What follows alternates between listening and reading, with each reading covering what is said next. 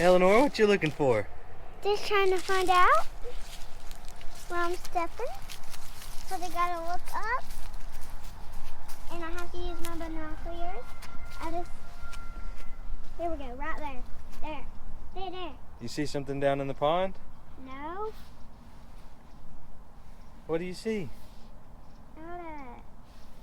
I brought this plant. What do you see down there? I see something white right there. Oh yeah? Something flying. No, that's a trap. That's a trap. Alright Eleanor, why don't you tell them what we're doing today? We're doing fig cuttings.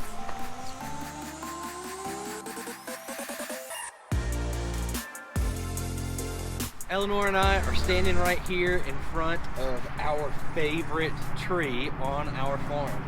What kind of tree is it? A fig tree. That's right, it's a fig tree. And it gave us so many figs the last couple of years, didn't it? Yeah, we were happy we could share stuff that we made out of them to share with them with our family and friends. Yes, Eleanor and Jacqueline made some awesome fig preserves. And we've shared those at the last couple of Christmases and even some during the summer. It kind of tastes like Christmas, so it's a good way to have Christmas in July, I guess. But anyways, so Eleanor and I are gonna prune our fig tree because we want her to be happy and healthy, right? Yeah. So we are going to prune her for the very first time. What we're gonna try and do is take off a bunch of the stuff that is growing towards the middle of the tree. And she's got one big stalk right there that may have to come out entirely. And the reason we want to do that is so that more new growth can be on the branches that go out, so that we can have a bigger surface area for our figs to grow, and so that it will be easier for us to pick the figs. Because as you can see, our fig tree is getting pretty tall and we would need a ladder to get up there to the top. So we're going to bring it down just a little bit and try and focus on new growth pushing outward so that we have more space for fig growing.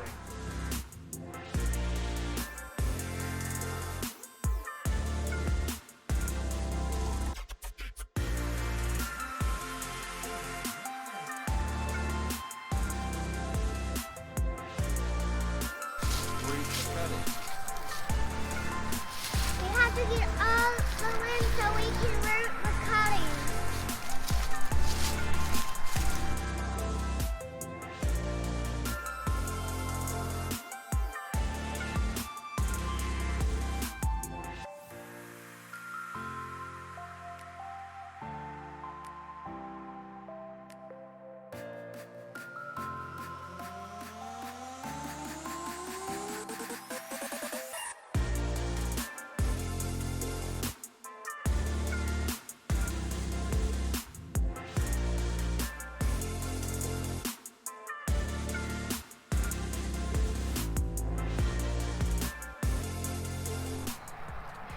I always come outside with the intention of not collecting eggs right then, and then I end up collecting eggs. All right, I don't think I can bring myself to prune any more of this tree back. It's my first time trimming this tree, and I am terrified that I'm gonna kill it, or I'm gonna make it where it can't grow figs this year. In sparing myself from feeling terrible about killing such an amazing tree, and sparing myself from having to deal with the tears of a 5-year-old this spring whenever the figs don't start up, I'm gonna stop. I'm gonna pump the brakes. But I'm gonna show you first where I've gotten to. Let's see here. So you can see it definitely looks different than it did before. I took out this middle part that went straight up here. And you can see it's kind of rough over there. I'm gonna get out my little chainsaw in a minute and clean up that edge. Also, there's a big branch that went this way that came out of that middle part right there. I took it out as well. Right here you can see that limb. And so, see it from this side. It's got one that goes straight, and it's got one that goes on each side. It does have this lower one here I may cut that off, I'm not really sure, but the idea was keep the major part of the tree going straight the direction I want it to go, and then have the other limbs branch straight off and only leave a few of the new growth sections on each one. This is what I'm going to be going for next time I trim the tree. This on all of these major branches, where the major branch just kind of goes straight and then has some coming off of it. I wasn't very brave here on the ends. I left a bunch of new growth on this branch and on those branches over there, and then more up top in the middle than what I probably should have. And that's just because I am a scaredy cat and I didn't want to mess it all up at once. So I hope you won't think too much less of me for leaving some just in case branches on the tree, but I gotta tell you, we love this tree, and so I didn't want to completely mess it up the very first time that I tried pruning it back. But I do want to get as many figs as possible this summer and fall after it wakes up in the spring and starts growing, and so I knew I needed to cut it back. Plus, I really wanted to try rooting some cuttings, and as you can see, I got plenty. I'm going to show you how I'm going through the cutting process, or the rooting process for the cuttings.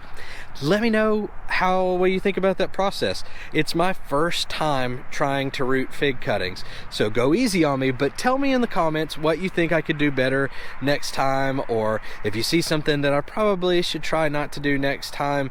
I would greatly appreciate all the feedback that you've got. Like I said though, be gentle with me, be nice, because it's my first time doing this. So let's get into that. There was one more specific piece of advice that I wanted to ask you guys to put answers to in the comments. So I noticed that over time these shoots have grown way diagonal and away from the center of the tree, and I know that that's not necessarily a bad thing, but I do wonder if they're going at too great an angle.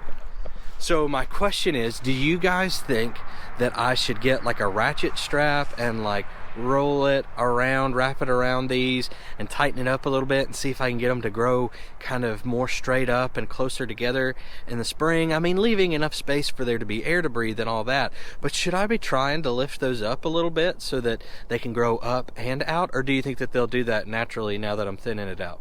Anyways, just wanted to ask that question. Let me know in the comments what you think. Thanks. All right, so it seems like we need a few things before we get started on cultivating our cuttings from the fig tree. That I found a study done by University of Nebraska in Lincoln, and they talked about using half and half of peat moss and perlite. So that's what I'm gonna try and do with these cuttings, my first go round, and I'll let you guys know how it goes. Of course, we're learning together here, right?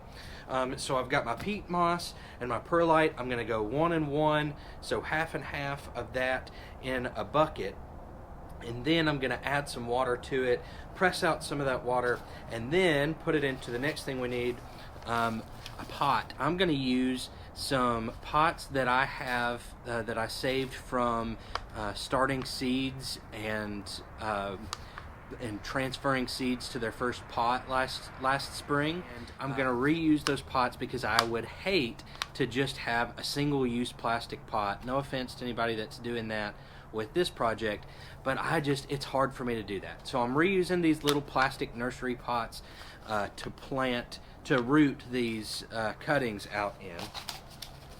Another thing you can do is you can take some things that are laying around the house. I've got this used carton of orange juice. It's empty now, and instead of just throwing it away or even throwing it to the recycling bin, I'm going to cut around the middle of this and make a little pot out of it as well. So don't think that you have to have an actual pot or something plastic that a nursery would use. Your recycled stuff can work as well. So if you've got containers laying around, that's a good way to start your cuttings. I have some pruning shears that I'm going to use to cut our cuttings down to the right place. I also have some budding tape that I'm going to use around the top of any cuttings that that wind up having a cut area on the top and on the bottom. Maybe you'll get to see what I'm talking about, but I had so many cuttings, I'm really not sure that I'll need this. And then I've got some rooting hormone. Not everybody uses rooting hormone whenever they're doing fig cuttings or any cutting for that matter, but I have read and seen and heard that your success rate is significantly higher with rooting hormone. I got this kind because it seemed like less people were complaining about rotting when they used this stuff. But I won't bash any other type of root hormone or anything like that. This is my first time using this product, so I can't really speak to how great it is or anything like that either. But this is what we're going to go with this time. Let's see how it does. Alright, so let's talk for just a minute about our cuttings and what they look like right after I pruned them off the tree. They are not, they're probably not, at least most of them, in the condition that you would just want to stick them in a pot or in the ground. We do need to figure out where we want to cut them specifically, so be more intentional about where we cut them, how big we want to cut them. I'm thinking this is probably a pretty good size for what I'm doing. This is probably about 7 inches, maybe 8 inches.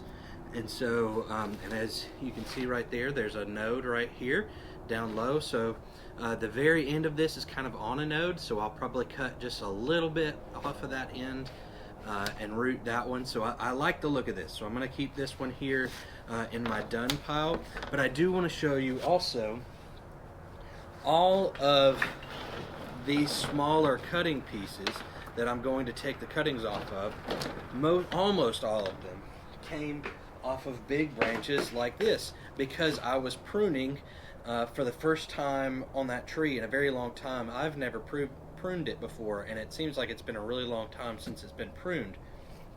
So I've got this big old pretty much tree by itself that I'm taking my cuttings off of. So don't think that you've got to go with your pruning shears and cut off the perfect ones off the tree. It's always better to cut more than what you need off so that you can cut more.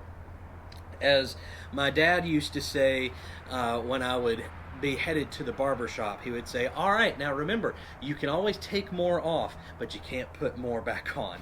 So we're going to take that lesson into how we prune and our cuttings down as well. So we're not going to cut too much off at any given time.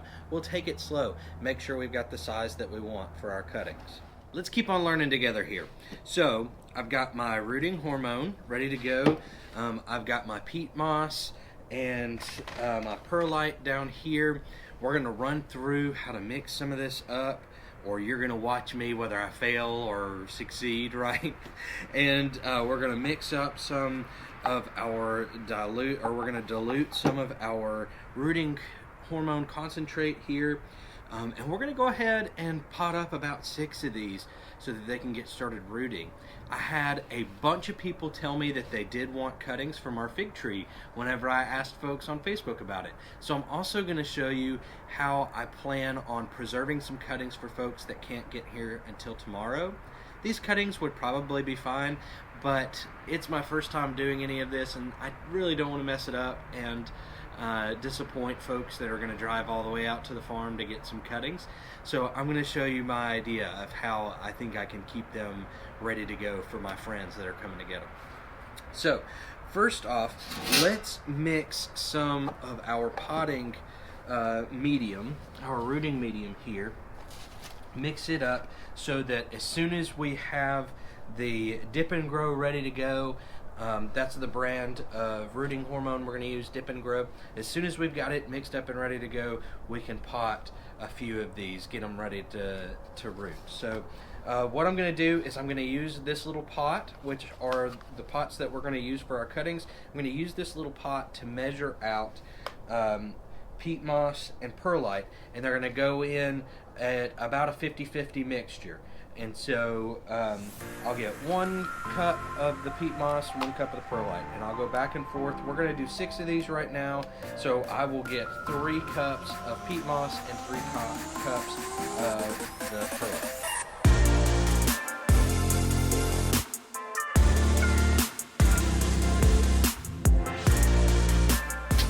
So now we've got 3 scoops of perlite and 3 scoops of peat moss in here, and I'm just going to give it a little mix. It's 50% peat moss, 50% perlite, so I'm hoping it'll retain moisture, but it'll also drain well. Isn't that a funny way to describe a medium? Retain moisture but needs to drain well. I mean, I get what it means, but it just sounds so juxtaposed to me. Anyways, so now that we've got this mixed together, we're going to pour in a little bit of water, and just little bit by little bit we're going to pour this water in until we get the consistency that we want, which I want to be able to squeeze a little bit of water out of it whenever I squeeze it, and that's how we'll know that we're ready to go. So let's keep adding.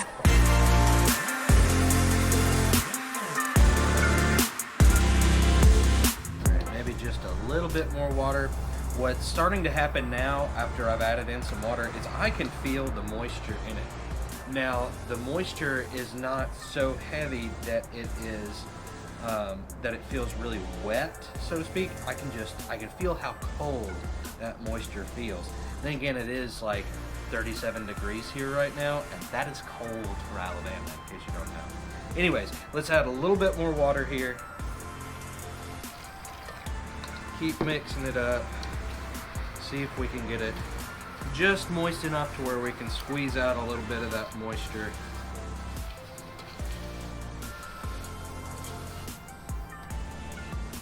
Oh yeah, I think this is it. I think we've got just the right consistency there. You can see, I hope you can see. So I think we got it just right. I can squeeze a few drops of water out of it. So now I'm gonna get our 6 pots, and we're gonna add this into our 6 pots, and I'll go ahead and put a little hole in the center ready for a cutting, and then I'm gonna cut each cutting, dip it into the dip and grow, and go straight into the pot, so that there is a short amount of time from the time that I cut the end off of that cutting to it going into the rooting medium as possible. So that way there's pretty much no chance it'll dry out right now, and I really think that this medium is going to help us keep it moist. But let it drain quickly.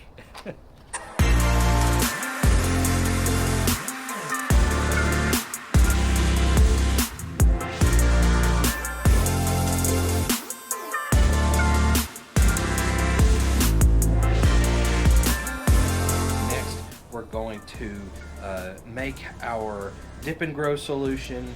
So I'll pour the concentrated dip and grow into the container, and I'll follow the directions on getting it up to the proper level of dilution here. Since figs are taken as hardwood or semi-hardwood cuttings, depending on how you look at it, I'm going to be using the hardwood level of concentrated solution of the dip and grow for my cuttings today. What did we say earlier? You can always add more, you can't take it away. So we are going to be very careful with this water as we add it, because it only has to go up to right. See what it smells like. Not like orange juice. Maybe orange juice with some extra stuff in it. So now what we're going to do is find some cuttings that I either already like the size of or I like the shape of, and we're going to find a good node about 7 or 8 inches down that we like, and we'll cut below the node. I am going to cut a little bit vertically underneath the node to give a little bit more of a chance for some area for root growth.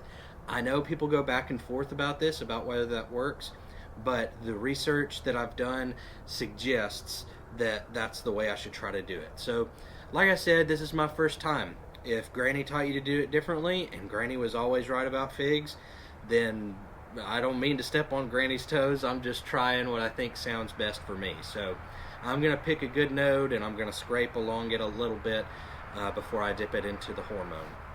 But first, like I said, we want to make some holes in here so that we don't scrub all of our rooting hormone off.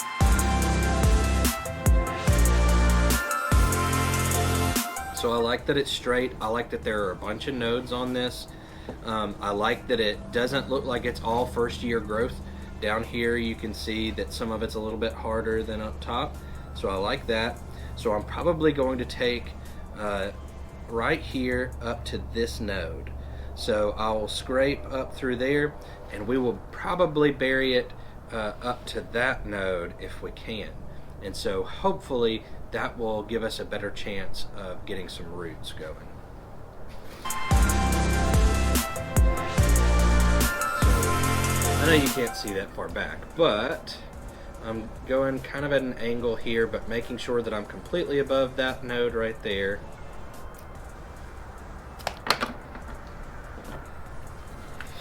And now I'm just going to take my shears and make some little diagonal cuts from the node down, and maybe just a little bit above the node. This is not the safest way of doing this because you could slip and cut yourself with your shears, so please be careful. Please remember, I am not a professional. I'm just a dude with 3 or 4 jobs and a bunch of chickens, and a really good fig tree that I really hope these cuttings work out from. Mixing it around a little bit, trying to get a good amount of that rooting hormone on several of these nodes. Alright, that looks pretty good to me. And so we are just going to put that right down in here and just ever so carefully move that medium up against the stick. I'm not going to compound it any, just making sure that it's right up against the cutting. And so there's our first cutting. So let's get a few more of these knocked out.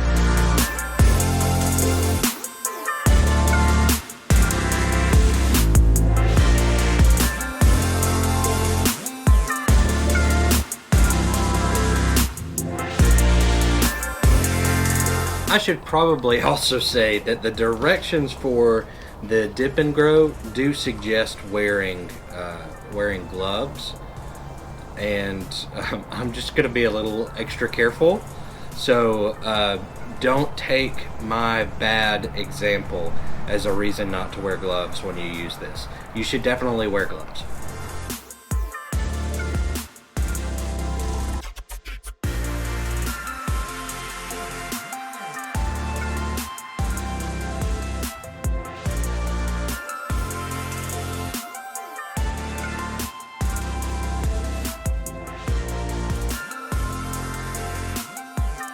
After all of our cuttings were potted up, I took them inside and put them in our hatching room, where they will wait out the winter months.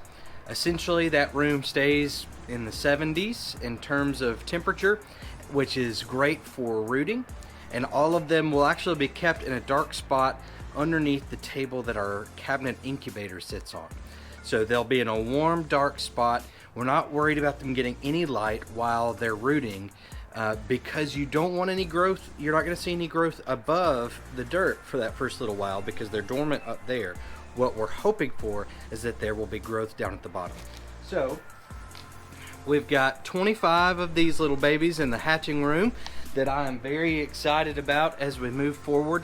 I also have a few more that I have stored in the refrigerator in the barn that I'll probably take some time with Eleanor to plant a few of those to get them rooted. But I wanted to show you real quick what my bags that I shared with friends looked like. So it's a gallon-sized Ziploc bag. I put groupings of 6 cuttings in each bag, and all I did was wrap the bottoms of those cuttings in a moist paper towel, and then I put them down into the bag, and I made sure that all of those ends that I cut off were touching that moist paper towel. And then I just pushed all the air out of the bag, as much of the air as I could get out, and then I zipped it up and put it in the refrigerator in the barn. And so for all of the folks that got cuttings from us this year from this fig tree, they received a bag that looked just like this with 6 cuttings in it, wrapped in a wet paper towel to keep them moist. So those will keep for quite some time, maybe even a few months in the fridge. So if you're planning on doing cuttings but you just can't get to it right away after you've done your pruning, cut them down, put them in a Ziploc bag with some wet paper towels, some moist paper towels. You don't want any water gathering down at the bottom of your bag. Instead, what you want to do is just make sure that paper towel is just moist enough to keep those limbs from drying out. Then pop it in the fridge, and they should keep for quite some time since they are dormant already. So thanks so much for hanging out with me as I got some of our cuttings ready for rooting, and as I packaged some up for our friends. If you enjoyed this video and would like to see more, or want to see what else we do around the farm, please hit the subscribe button. If you have any comments, questions, anything like that, put them in the comments down below this video. Hit the like button if you enjoyed it, and we'll see you next time. Thanks a bunch, farm friends.